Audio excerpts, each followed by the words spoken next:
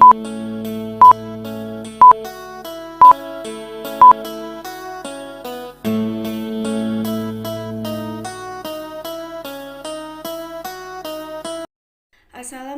warahmatullahi wabarakatuh. Di sini kami dari kelompok 10 yang beranggotakan 3 orang. Yang pertama ada Cantika Ayu Triwulandari, yang kedua ada Sudrajat Sampurnajaya, dan yang ketiga ada Zeni Nurmayanti. Di sini kami akan mempresentasikan hasil diskusi kelompok kami yang berjudul Pengantar dalam Kontrak, Judul Kontrak, Pembukaan Kontrak, dan tentang Komparisi. Selamat menyaksikan. Yang pertama ada pengertian kontrak. Dalam hukum Indonesia, konsep kontrak dicantumkan dalam Kitab Undang-Undang Hukum Perdata. Kata kontrak adalah suatu perjanjian yang tertulis, yang dimana kontrak sudah dianggap sebagai suatu pengertian yang lebih sempit. Sebagai contoh, yang pertama, ada 2 orang yang saling mengucap sumpah perkawinan, sedang menjalin kontrak perkawinan. Yang kedua, seorang yang sedang memilih makanan di pasar, menjalin kontrak untuk membeli makanan tersebut dengan jumlah tertentu. Kontrak tidak lain ialah perjanjian itu sendiri. Kontrak hukum Indonesia yaitu Burgerlijk Wetboek disebut Overeenkomst yang apabila diterjemahkan dalam bahasa Indonesia berarti perjanjian. Salah satu sebab mengapa perjanjian oleh banyak orang tidak selalu dapat mempersamakan dengan kontrak adalah karena pengertian perjanjian yang diberikan oleh pasal 1313 KUH Perdata tidak memuat kata perjanjian dibuat secara tertulis. Yang selanjutnya ada judul kontrak. Judul kontrak perlu mengindahkan gambaran hukum yang tegas dan formal, selaras dengan hubungan hukum yang diatur dalam kontrak bisnis serta konsisten dengan seluruh isi bangunan kontrak. Yang kedua ada komparisi kontrak. Merupakan bagian yang menjelaskan tentang para pelaksana kontrak, yaitu para pihak yang akan melaksanakan dan mengemban hak dan kewajiban di dalam kontrak.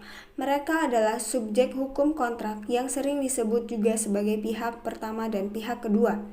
Yang ketiga ada judul. Ketika membuat surat perjanjian, pastikan ada surat yang jelas dan memiliki kolerasi antara judul dan isi perjanjiannya. Yang selanjutnya ada komparasi. Bagian komparasi berisi keterangan-keterangan mengenai para pihak dalam perjanjian atau atas permintaan siapa perjanjian tersebut dibuat. Di sini saya akan melanjutkan pemaparan materi yang sudah dipaparkan oleh rekan kerja saya, yaitu Saudara Cantika. Materi selanjutnya yaitu komparasi. Bagian komparasi berisi keterangan-keterangan mengenai para pihak dalam perjanjian atau atas permintaan siapa perjanjian tersebut dibuat. Selanjutnya adanya asas-asas hukum kontrak. Yang pertama, asas konsensualisme. Asas konsensualisme adalah bahwa lahirnya kontrak pada saat terjadinya kesepakatan. Terdapat di dalam pasal 1320 KUH Perdata. Yang kedua, adanya asas kebebasan berkontrak atau disebut dengan freedom of contract. Asas ini didasarkan pada pasal 1338 ayat 1 BW bahwa semua perjanjian yang dibuat secara sah berlaku sebagai undang-undang bagi mereka yang membuatnya. Maksud dari asas kebebasan berkontrak artinya para pihak bebas membuat kontrak dan mengatur sendiri isi kontrak tersebut sepanjang memenuhi ketentuan sebagai berikut. Yang pertama, adanya memenuhi syarat sebagai suatu kontrak. Yang kedua, tidak dilarang oleh undang-undang. Yang ketiga, sepanjang kontrak tersebut dilaksanakan dengan iktikat baik. Asas yang ketiga yaitu asas mengikatnya kontrak. Asas ini menjelaskan setiap orang yang membuat kontrak, dia terikat untuk memenuhi kontrak tersebut karena kontrak tersebut mengandung janji-janji yang harus dipenuhi dan janji tersebut mengikat para pihak sebagaimana mengikatnya di dalam undang-undang yang diatur dalam pasal 1338 ayat 1. Asas keempat yaitu asas itikat baik. Asas ini diatur dalam pasal 1338 ayat 3 KUH Perdata. Sesuai kontrak haruslah dilaksanakan dengan itikat baik. Itikat baik disyaratkan dalam hal pelaksanaan dari suatu kontrak, bukan pada perbuatan suatu kontrak. Sebab unsur itikat baik dalam hal pembuatan suatu kontrak sudah dapat dicakup oleh unsur kausa yang legal dari pasal 1338 tersebut. Selanjutnya adanya syarat syah kontrak. Yang pertama adanya kesepakatan. Kesepakatan yang paling penting adalah adanya penawaran dan penerimaan atas penawaran tersebut. Yang kedua, kecakapan. Syarat kecakapan untuk membuat suatu perikatan harus dituangkan secara jelas mengenai jati diri para pihak pada pasal 1330 KUH Perdata. Yang ketiga, hal tertentu, yaitu hal tertentu ini dalam kontrak disebut prestasi yang dapat berwujud barang, keahlian untuk tenaga, dan tidak berbuat sesuatu. Yang keempat, adanya sebab yang halal. Yang dimaksud sebab yang halal adalah bahwa isi kontrak tersebut tidak bertentangan dengan peraturan perundang-undangan. Slide selanjutnya yaitu adanya unsur-unsur kontrak. Yang pertama, unsur esensiali. Unsur esensiali merupakan unsur yang harus ada dalam suatu kontrak karena tanpa adanya kesepakatan tentang unsur esensiali ini maka tidak ada kontrak.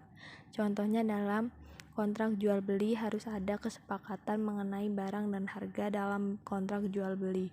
Kontrak tersebut batal demi hukum karena tidak ada hal tertentu yang diperjanjikan. Unsur yang kedua yaitu unsur naturalia. Unsur yang telah diatur dalam undang-undang sehingga apabila tidak diatur oleh para pihak dalam kontrak, undang-undang yang mengaturnya. Contohnya jika dalam kontrak tidak diperjanjikan tentang cacat tersebut, secara otomatis berlaku ketentuan dalam BW bahwa penjual yang harus menanggung cacat tersembunyi. Selanjutnya, unsur aksidentalia merupakan unsur yang nanti ada suatu mengikat para pihak jika para pihak memperjanjikannya. Contoh, dalam kontrak jual beli dengan angsuran diperjanjikan bahwa apabila pihak debitur lalai membayar selama 3 bulan berturut-turut, barang yang sudah dibeli dapat ditarik kembali oleh kreditor tanpa melalui pengadilan. Selanjutnya, akibat hukum suatu kontrak. Akibat hukum suatu kontrak pada dasarnya lahir dari adanya hubungan hukum dari suatu perikatan, yaitu dalam bentuk hak dan kewajiban. Pemenuhan hak dan kewajiban inilah merupakan salah satu bentuk daripada akibat hukum suatu kontrak. Kemudian hak dan kewajiban ini tidak lain adalah hubungan timbal balik dari para pihak.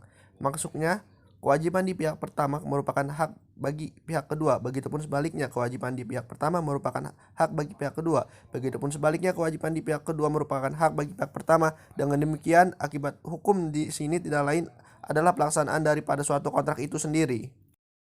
Berakhirnya suatu kontrak, berakhirnya perikatan diatur dalam pasal 1381 KUH Perdata, yang diartikan dengan berakhirnya perikatan adalah selesainya atau hapusnya sebuah perikatan yang diadakan oleh dua pihak, yaitu kreditor dan debitor.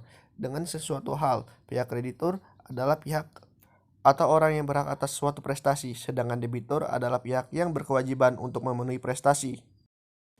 Dalam KUH Perdata tentang berakhirnya perikatan diantaranya yaitu pertama karena pembayaran, kedua karena penawaran pembayaran tunai diikuti dengan penyimpanan atau penitipan, ketiga karena pembaruan utang (novasi), keempat karena perjumpaan utang atau kompensasi, kelima karena pencampuran utang (confusio), keenam karena pembebasan utang, ketujuh karena musnahnya barang yang terutang, kedelapan karena batal atau pembatalan, kesembilan karena berlakunya suatu syarat batal, ke-10 karena lewatnya waktu kadaluarsa. Sekian presentasi yang telah kami sampaikan. Lebih dan kurangnya kami mohon maaf. Kepada Allah kami mohon ampun. Wabillahi taufiq wal hidayah. Wassalamualaikum warahmatullahi wabarakatuh.